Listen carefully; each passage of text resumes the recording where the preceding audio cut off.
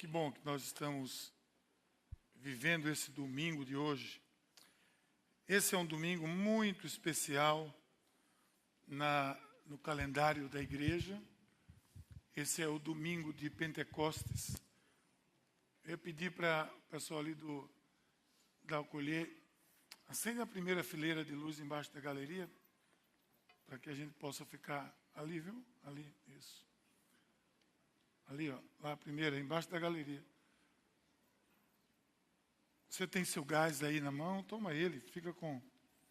Às vezes esse material ajuda tanto a gente. Eu tenho história, às vezes, de pessoas que, por conta desse material... Agora eu posso ver lá o pessoal, muito bem.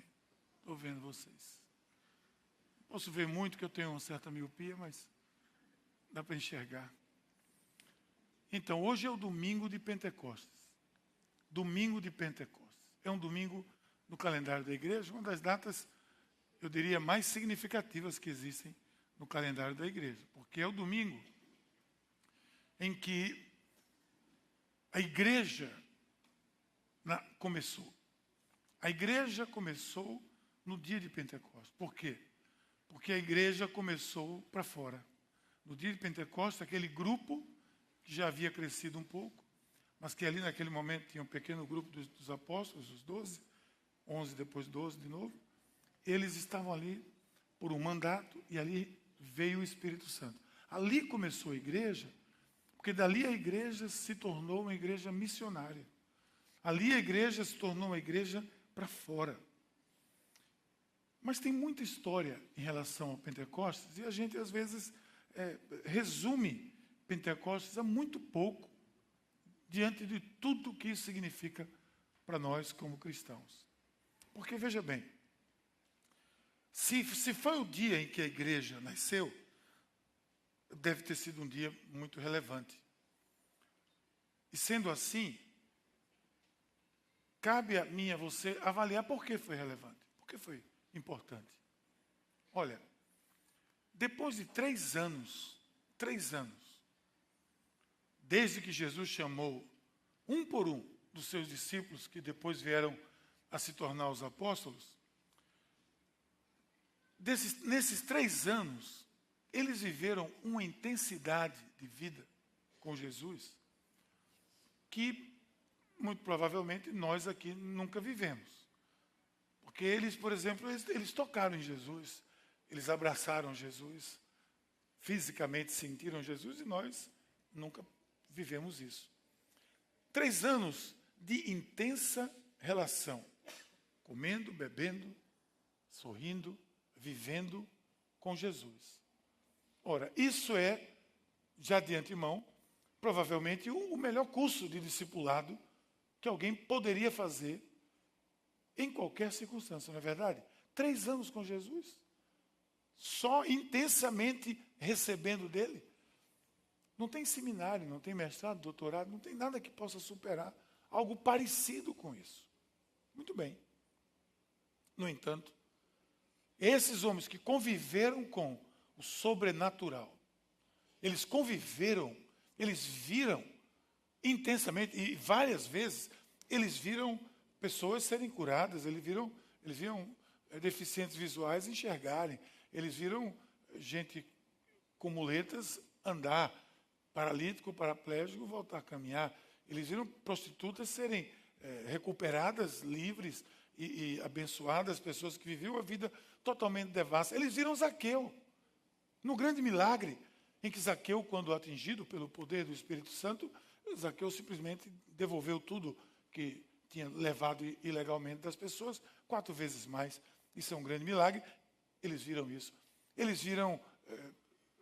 alguns deles viram Jesus chamar Mateus, quando estava ali coletando impostos, que era uma profissão rentável, que tinha muita renda, com muita rentabilidade, apesar de não ser muito justa e leal, mas era. Então, esses homens viram de tudo, que os nossos olhos, ainda não tiveram, talvez, a oportunidade de ver. E aprenderam diretamente com Jesus. Então, aparentemente, eles já deviam estar prontos para fazer tudo aquilo que Jesus pedisse deles. Eles já deviam estar capacitados, prontos, para qualquer chamado. Estou aqui, vou e dou conta e faço. No entanto, nós vimos aqui no texto que foi lido agora, que o Henrique leu e que a gente vai apenas dar um highlight aqui. Escrevi a respeito de tudo. Teófilo foi um homem que Lucas escreveu para ele. Lucas escreveu o Evangelho, escreveu essa carta. Atos é uma carta, na realidade, um relato do começo da igreja, em que ele está argumentando para esse Teófilo, que era uma pessoa importante na sociedade. Ele estava evangelizando, e brincando de evangelizar, ele escreveu, foi um livro, desse jeito. Ele disse: Teófilo, eu escrevi a respeito de tudo que Jesus começou a fazer e a ensinar, até o dia em que foi levado ao céu, ascendeu aos céus.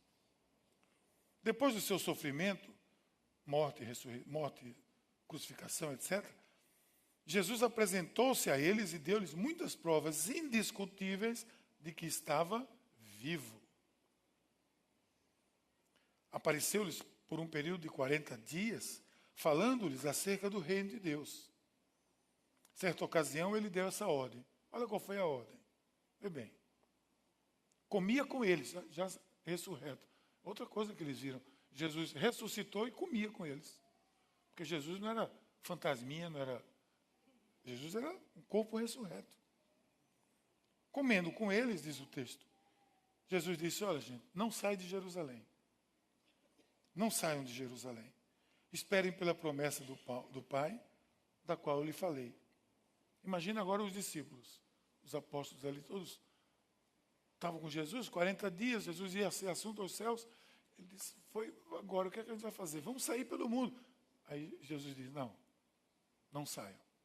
Fiquem aí. Mas na frente ele diz por quê. Porque o pessoal ficou curioso. É agora que você vai restabelecer o reino? Ele diz: olha, isso aí não cabe a vocês saberem, não compete a vocês saber isso. Jesus educadamente disse: não é da sua conta. Não é? Porque ele diz assim: não lhes compete saber os tempos ou as datas, não é da sua conta. O Pai é que sabe. Mas receberão poder quando o Espírito Santo descer sobre vocês. E serão minhas testemunhas em Jerusalém, toda a Judéia, Samaria e aos confins da terra. Ora, nesse encontro, os discípulos recebem essa orientação de Jesus. Esperem.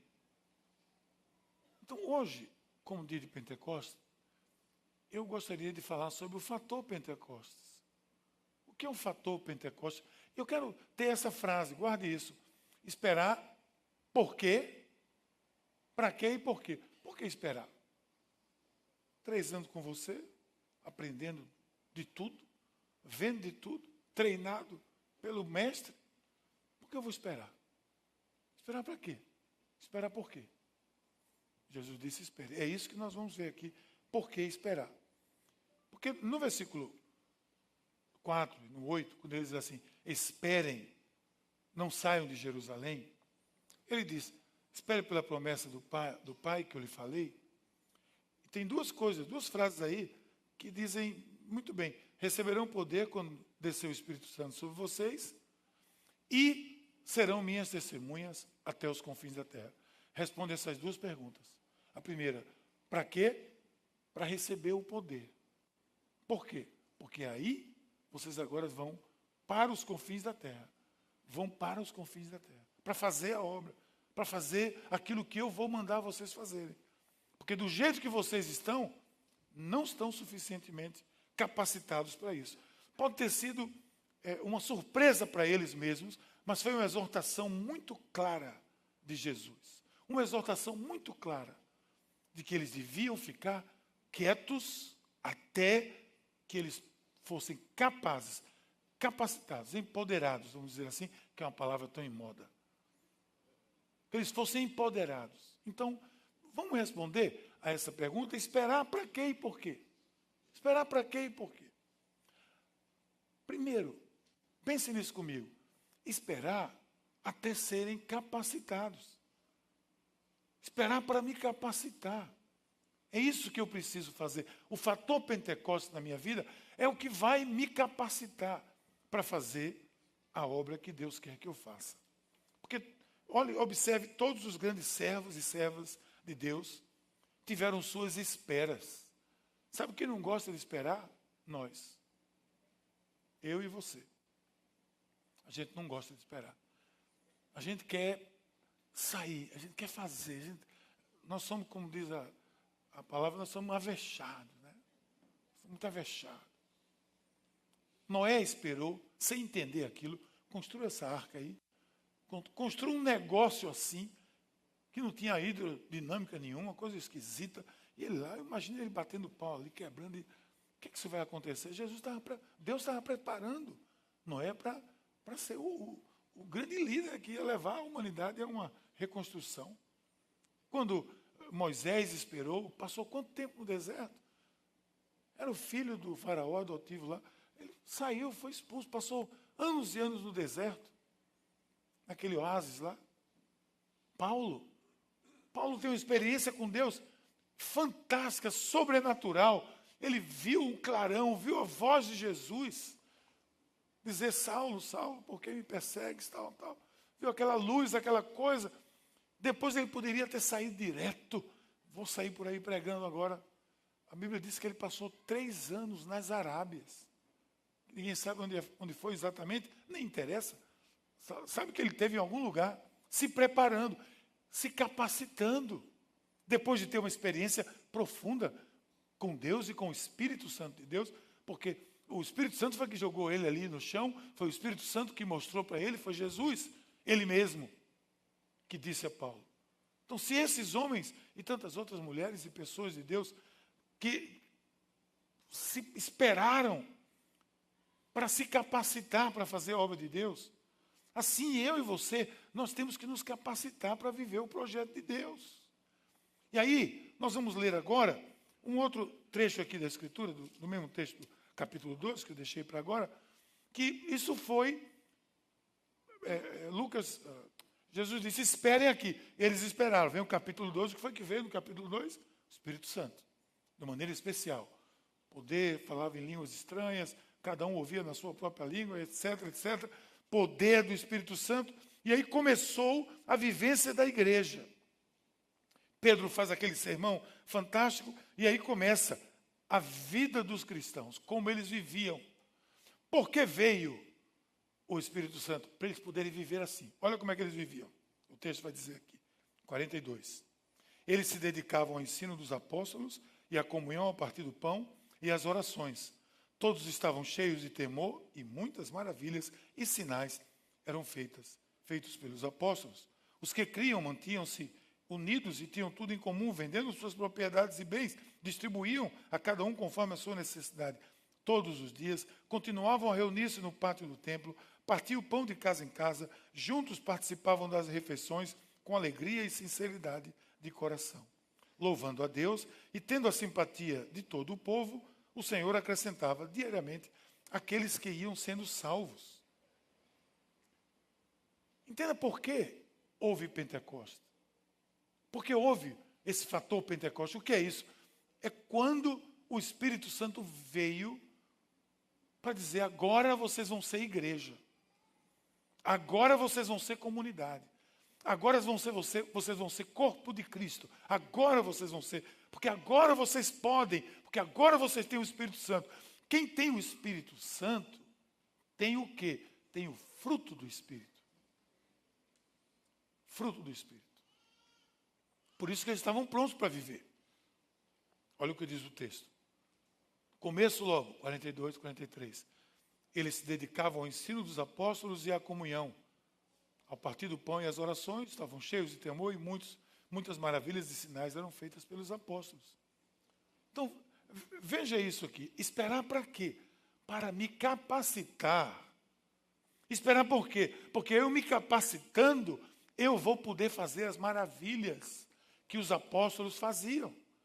Todos nós aqui, todos os cristãos, desejam viver como Jesus, e já que não conseguem, claro, pelo menos quer viver como os apóstolos, com os seguidores de Jesus, os fiéis seguidores. Olha, eu gostaria muito de viver como Paulo, tirando o martírio, claro, eu gostaria muito de viver como Paulo. Com a ousadia de Paulo, com o conhecimento de Paulo, gostaria muito. Mas aí a gente precisa entender que o Espírito Santo veio para que eu pudesse me capacitar.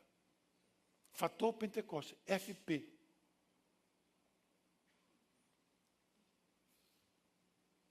O fator Pentecostes é um cristão ou uma cristã cheio do Espírito, capacitado, treinado e vivendo tudo de Deus.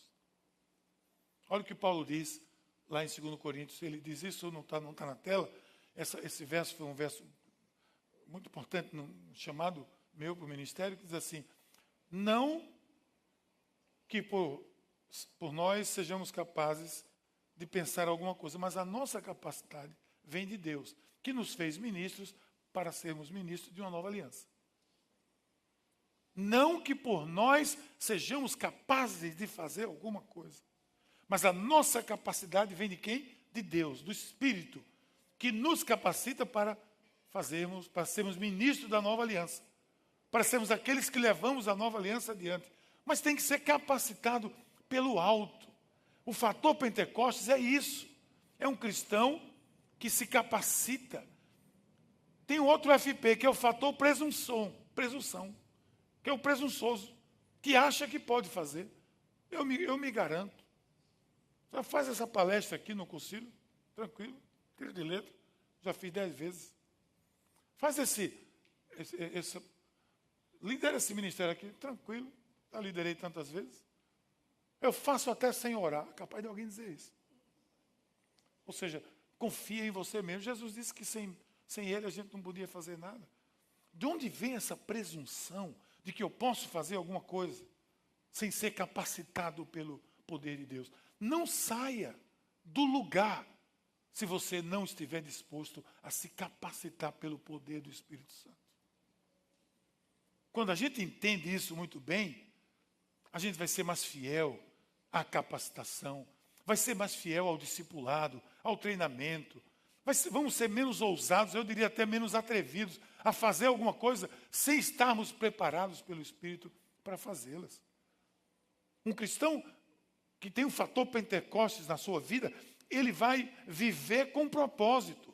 E aqui nessa igreja é muito fácil, porque você vai adorar a Deus com propósito, você vai ser discipulado, você vai viver em comunhão, vai servir, vai viver em missão.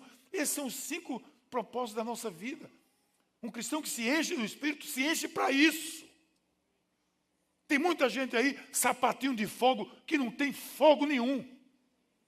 Que é papatinho para lá. Eu quero ver o fogo da capacitação para fazer as maravilhas que os apóstolos fizeram.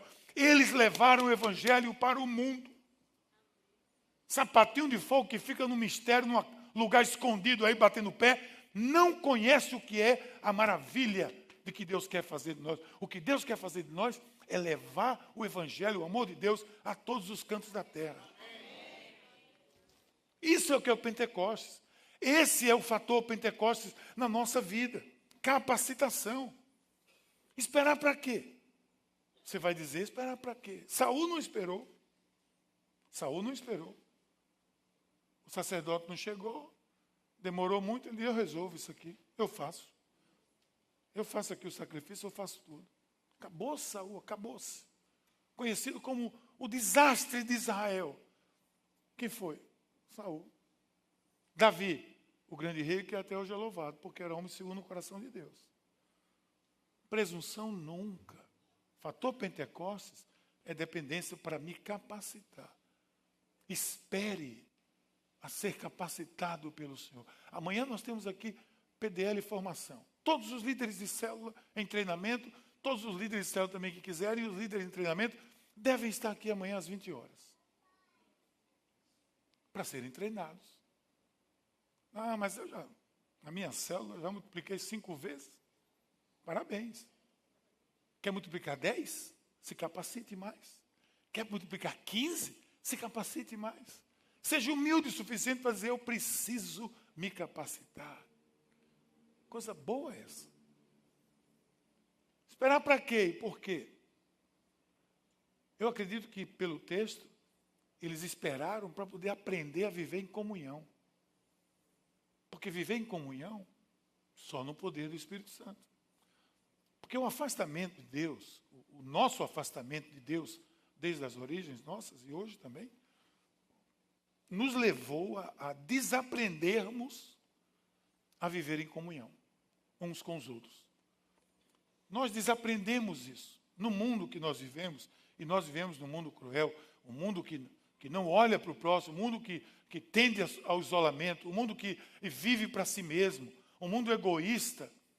Nós vamos aprendendo, nós vamos absorvendo isso como esponjas vivas.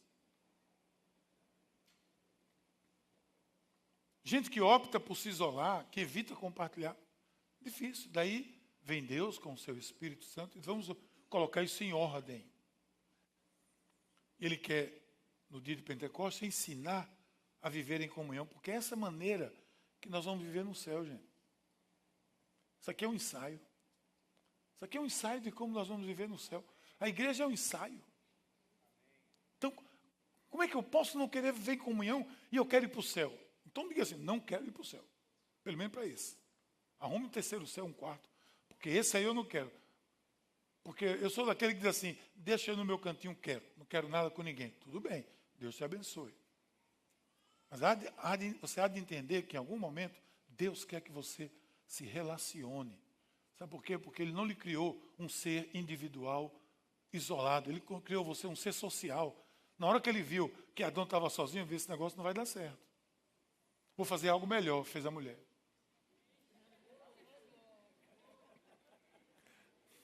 O crédito você me dá depois. Ele queria que a gente vivesse em comunhão. E o poder do Espírito Santo vem sobre nós para nos ajudar a viver. Olha o que diz o texto. Todos os dias, todos os que criam, mantinham-se unidos e tinham tudo em comum. E aí segue o demais para a próxima parte. Mas mantinham-se unidos e tinham tudo em comum. E ter tudo em comum não significa que eles eram donos das mesmas coisas. Mas eles tinham uma visão comum, eles estavam juntos, eles tinham um propósito comum. Eles se mantinham em comunhão e tinham tudo em comum. Nós temos tudo em comum. Nós temos uma visão, nós queremos expandir a igreja, queremos levar o amor de Deus a todos, queremos multiplicar células, queremos fazer discipulado, queremos treinar líderes, queremos aumentar, queremos criar expansões, extensões, novas igrejas. Nós temos isso em comum. Quando nós temos isso em comum, nós doamos dinheiro em comum, nós construímos um auditório bonitinho desse que ficou em comum, porque nós entendemos que isso é bem. As crianças e os adolescentes estão lá agora, seu filho, estão no ar-condicionado, bem conforto, tudo bonitinho, com som da melhor qualidade. Porque nós temos tudo em comum. Quando nós decidimos ter tudo em comum, nós somos, como é que eu diria assim? Inalcançáveis. Quase que eu digo impegáveis. Inalcançáveis. Nós somos inalcançáveis. Porque temos tudo em comum. A comunhão, como tudo na vida com Deus, não tem propósito pessoal. Direciona-se para o outro. Então, esse povo, assim como muitos de nós e nós, não sabia viver em comunhão. Você lembra Jesus com os discípulos, lá em Marcos 10? Jesus está com os discípulos assim? E o que é que eles querem? Eles chegam para Jesus e dizem, Senhor, quando chegar lá, me coloca à direita, juntinho de você lá. Quem indique? Privilégio. O povo queria privilégio. E no Mateus, lá na frente, em Mateus 20, é a mãe dos filhos de Zebedeu, Pedro, Tiago, João e Tiago, a mãe deles é que chega e diz, Senhor, bota meus filhos do teu lado direito, dá um cargo de confiança a ele, uma chefia, uma gerência no céu, nos reinos dos anjos, etc. A mulher estava totalmente perdida. E vocês, mas eram só dois. Era dois e os outros, ficaram todos chateados. Ficaram chateados e falaram, que história é essa? Que vocês estão pedindo privilégio? Em outras palavras, a gente também quer.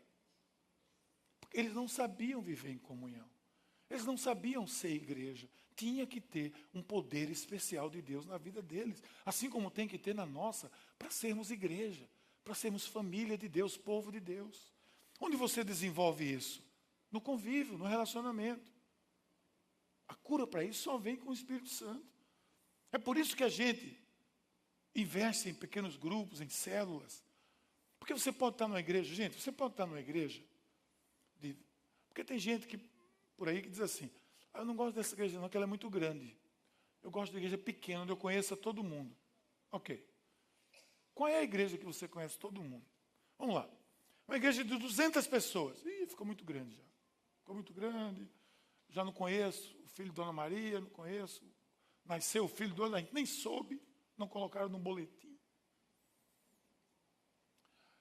Quantas pessoas você se relaciona numa comunidade cristã como a nossa? Que tem aí, sei lá, 2.500, indo para 3.000, não sei quantas pessoas a gente tem, mas está por aí. Quantas pessoas você se relaciona? Quando eu digo relaciona, é que você conhece mesmo, não digo que você sabe quem é. Você se relaciona. Eu vou colocar aqui, na minha mão, 2 vezes 20. E já é muito. Já é muito. É difícil. Aquela pessoa que você toma um café com ela, você bate um papo, come uma tapioca. Você pode estar numa igreja de 20.000 pessoas. Você pode estar numa igreja de 30.000 pessoas. Não interessa quem está na última fila, quem vem para o 50º culto. Interessa que você tenha um grupo de comunhão. Um grupo pequeno de comunhão. Um grupo onde você vai se relacionar. Daí as células, daí nós insistimos nas células. Eu não acredito em outro modelo de igreja que não tenha células. Porque o fator comunhão vai desaparecer se não houver. Além disso, que modelo nós vamos adotar se o modelo de Jesus é a comunhão? Se nós queremos o modelo de Jesus, temos que adotar esse modelo da comunhão. O fator Pentecostes traz o fruto do Espírito que está em nós. E sabe por que agora eles puderam viver em comunhão? Porque eles tinham o fruto do Espírito. Porque o fruto do Espírito, alegria, bondade, longanimidade, benignidade, tudo isso é o quê? Fruto do Espírito. Aí tem gente que vai para uma vigília, fica de joelho, rala as calças todinha, e depois sai da moda, porque depois está ralado, vira moda, ele vai ficar ali pedindo o fruto do Espírito. Senhor, derrama sobre mim o fruto do Espírito. Fica lá. E não vai acontecer nada. E o Senhor vai estar lá, junto de você, dizendo, já dei. Me dá o fruto do Espírito. Já dei. Me dá um fruto do Espírito. Já dei, filho. Está aí com você. Você não tem o Espírito de Deus? O fruto do Espírito está no Espírito de Deus. Dom do Espírito é outra coisa. Fruto do Espírito está em você. Honestidade tem a ver com caráter. Entendeu? Gálatas 5:22. Tem a ver com o caráter da pessoa. É a formação do caráter. Está ali. Pode não estar funcionando. Pode não estar ativado. Que agora tem que ativar, né? Ative o fruto. Pegue o seu smartphone agora e ative a notificação do Espírito Santo. Do fruto do Espírito. Quando você ativar a notificação do fruto do Espírito, quando você estiver vivendo em comunhão, honestidade, longanimidade, benignidade, bondade, alegria, amor, tudo isso vai estar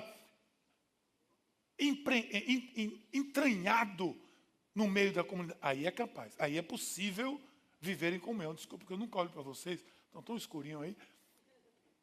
Vai ser possível viver assim em comunidade, somente com o fruto do Espírito. Por isso, eles não sabiam viver. Esperar para quê? Para poder aprender a viver em comunidade, meu filho. Porque a comunidade que eu quero criar, Jesus, a comunidade que eu vou criar tem que ser um exemplo, que é esse aqui.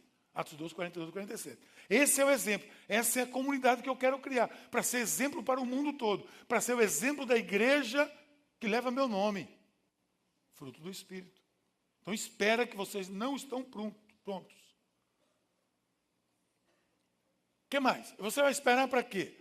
Não, tá bom, já esperei demais, já tenho isso aqui, comunhão, eu estou capacitado. Não, você tem que esperar para aprender o que significa generosidade. Nós não somos generosos por natureza. Mas uma talvez das mais divinas características que a gente deixa de entender é a generosidade. Deixou lá atrás. Já com Caim e Abel já começou por ali. Se Deus é generoso, Deus é amor, Deus tem prazer em dar, enquanto nós desenvolvemos um prazer em acumular. A queda, o afastamento de Deus, lá do princípio, gerou isso em nós. Nós somos acumuladores. Aí ele diz, espere em Jerusalém, porque desse jeito vocês não vão construir o reino de Deus. Porque o reino de Deus é o reino da generosidade. Como é que eu vou proclamar um reino que eu não conheço? Que eu não sei nem do que significa. Eles fiquem aí para serem generosos. Vocês vão se encher do Espírito. Somente uma pessoa cheia do Espírito pode ser generosa. Porque por mim mesmo vai ser muito difícil. Pela minha natureza vai ser muito difícil. Então o fator Pentecostes ensinou eles a viver a generosidade. Porque o versículo 45 diz, eles vendiam suas propriedades e bens, distribuíam a cada um conforme a sua necessidade. E aqui você vai dizer, então eu vou ter que vender minha casa? Vou vender meu carro? A minha casa na praia? Não. Para eles foi isso que foi feito e foi importante. Houve uma fome grande em Jerusalém, eles tiveram que fazer muita coisa. E foi isso que foi a direção do Espírito, provavelmente naquela hora. Mas a direção do Espírito, de maneira geral, é seja generoso. O ensino aqui não é que você tem que vender sua casa. O ensino aqui é que você tem que ser generoso, de alguma forma. Você tem que estar impregnado em nós. Tem muitas maneiras de sermos generosos. Você pode ser generoso em casa, com seu filho, com a sua esposa, com seu marido. Você pode ser generoso com seu pai, com a sua mãe. Você pode ser generoso com seus irmãos. Você pode ser generoso sendo um padrinho na Casa da Esperança. Nós continuamos, o trabalho está lindo lá, mas continuamos precisando de centenas de padrinhos. A gente pode ser generoso assim. Ser generoso na obra, ser generoso na doação. O espírito de generosidade pode gerar a obediência que me leva a ser um dizimista. Porque dízimo não é generosidade. Dízimo é obediência. Dízimo é obediência. Mas só um espírito generoso obedece nesse particular. Porque nós somos tendenciosos e temos a tendência a também acumular nessa área. Talvez seja algo que só você saiba, mas eles não estavam prontos para serem generosos. Estavam brigando por posição. Judas lá estava roubando o tesouro. Mas uma coisa eu garanto a você, eu lhe digo, eu já disse isso algumas vezes, eu vou continuar dizendo. Eu não acredito em ninguém que se diga cheio do Espírito e não seja generoso. Não há a menor possibilidade. Porque se eu for cheio do Espírito, essa área da minha vida foi preenchida, eu me torno generoso. Eu não acredito em nenhum sapatinho de fogo, disso que eu estou falando muito de sapatinho de fogo hoje. Eu não acredito em nenhum sapatinho de fogo que se não for generoso, se não tiver essa generosidade, porque isso é Deus. Isso é Deus. Deus é amor, Deus é bom, Deus é generoso. E se você é cheio de Deus, tem que ser cheio de generosidade. E esses caras não estavam prontos para isso. Por isso que Jesus disse, espera, fica em Jerusalém. Que vocês não estão prontos para sair por aí, não.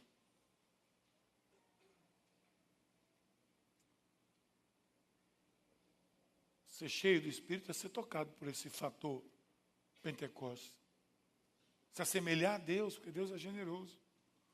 Por isso Jesus disse, espere, espere.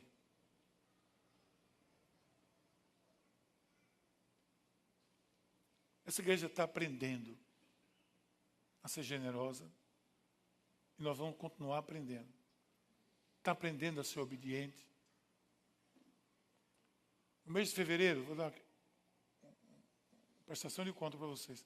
No mês de fevereiro, a gente chegou aqui, a gente estava mais quebrado que a rua de Terceira, na tesouraria, totalmente quebrado.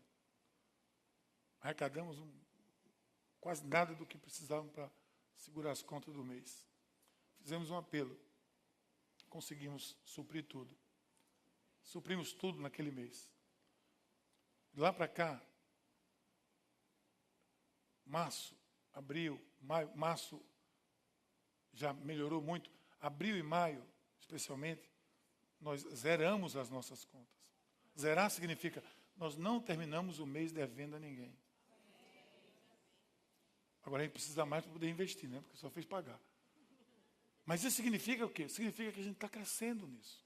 A gente está entendendo que a obra precisa avançar. Mas você olha para aqui, você vê seus filhos nesse lugar confortável, bonito. Agora vamos adiante.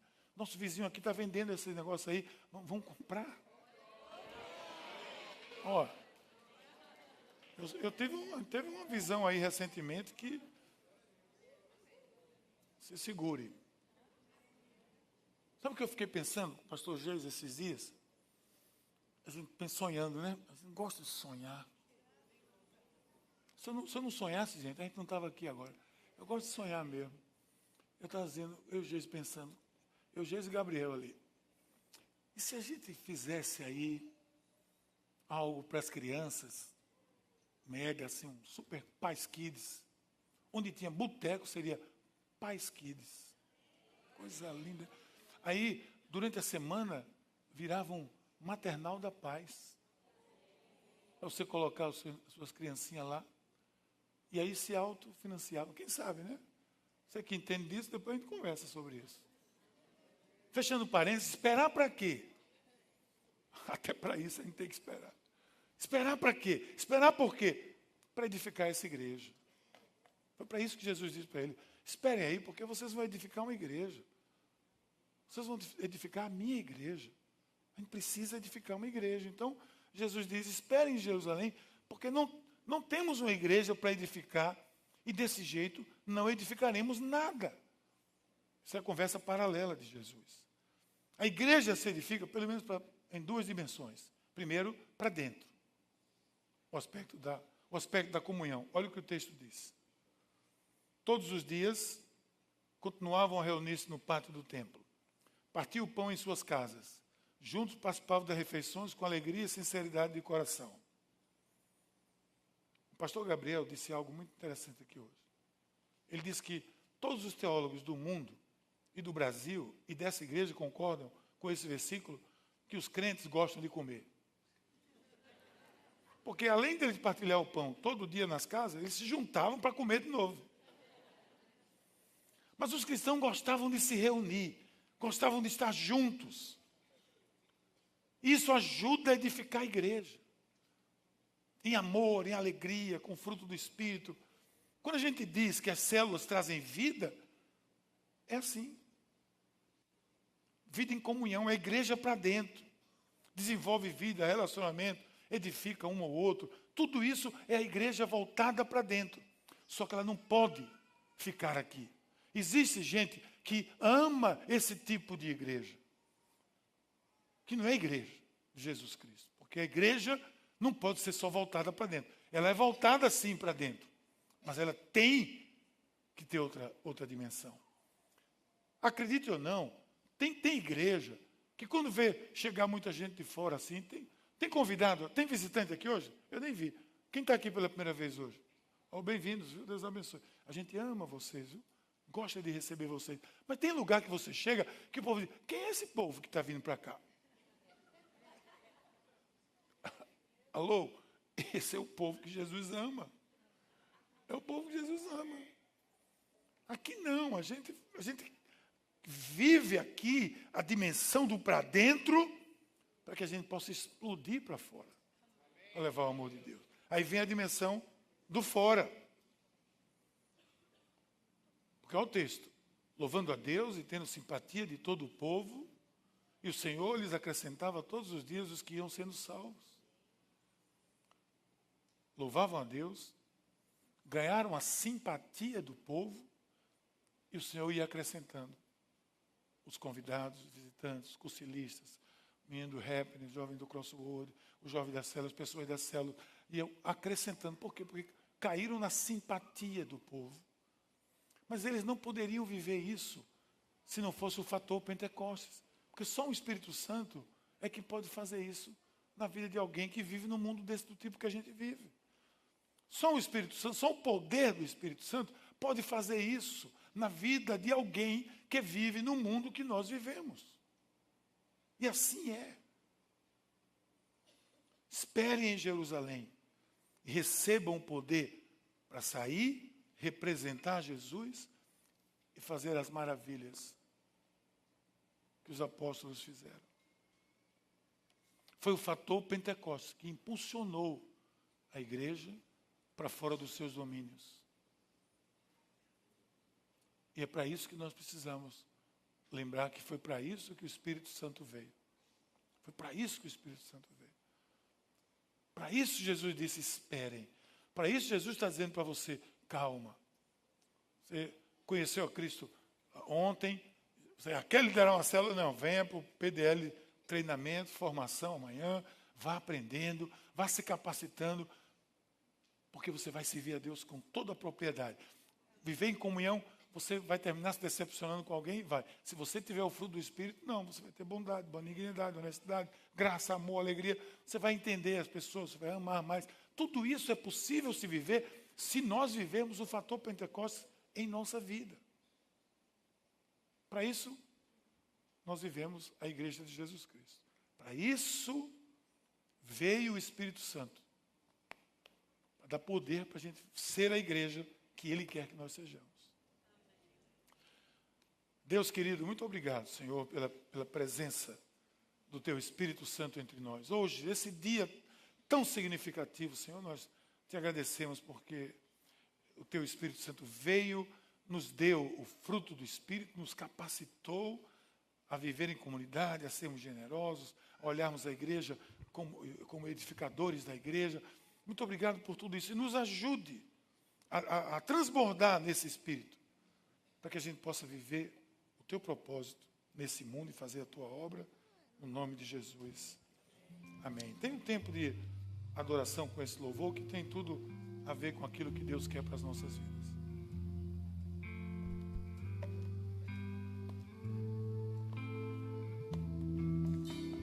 Vamos ficar de pé?